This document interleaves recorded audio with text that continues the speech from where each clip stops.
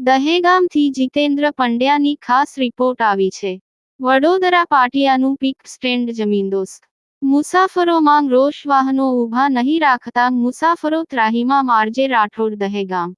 ગાંધીનગર જિલ્લાના દહેગામ નરોડા હાઈવે માર્ગ પર આવેલા વડોદરા પાટિયા બસ સ્ટેન્ડ જર્જરિત હાલત હોવાથી આ પિકઅપ સ્ટેન્ડ કેટલાક સમયથી તોડી નાખી જમીનદોસ્ત કરી નાખ્યા બાદ નવીન પિકઅપ બસ સ્ટેન્ડ નહીં બનાવતા સ્ટેન્ડ પર બસ ઊભી નહીં રાખતા આજુબાજુના મુસાફરો હેરાનગતિ ભોગવતા એસટી તંત્ર નિષ્ક્રિય હોવાથી જાગૃત નાગરિકો અને નાગરિક અધિકાર પરિષદ દ્વારા ગુજરાત એસ.ટી.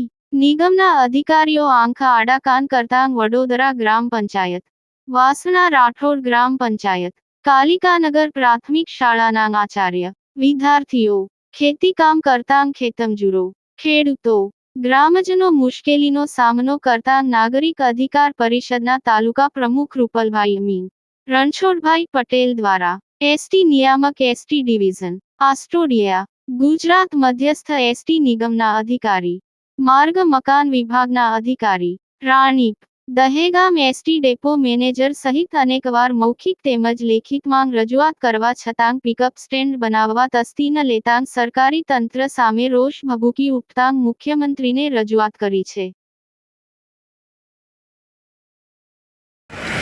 આજ આ કયું સ્થળ કહેવામાં આવે? વડોદરા પાટિયા। તમારી શું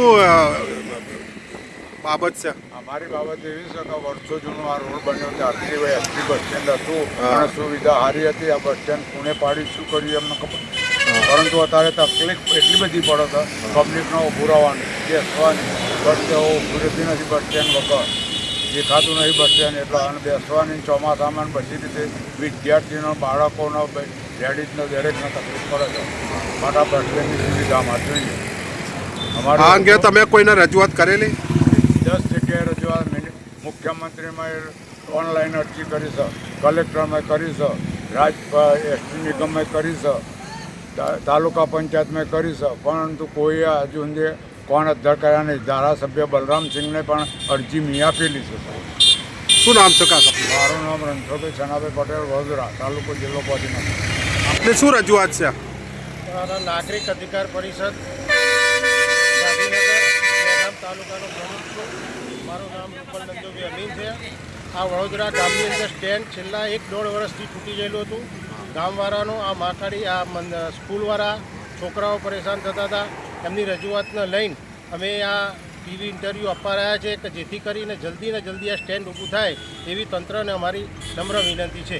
આ સ્ટેન્ડ કેટલા ટાઈમથી પાડી દીધું? લગભગ 2-1 વર્ષથી પડી ગયેલું છે। આ અંગે તમે કોઈને રજૂઆત કરેલી ખરી? મેં આગળ બધા કોપીઓ મોકલેલી છે અને આ વડીલ છે, વડીલે પણ બધાને મોકલેલી છે।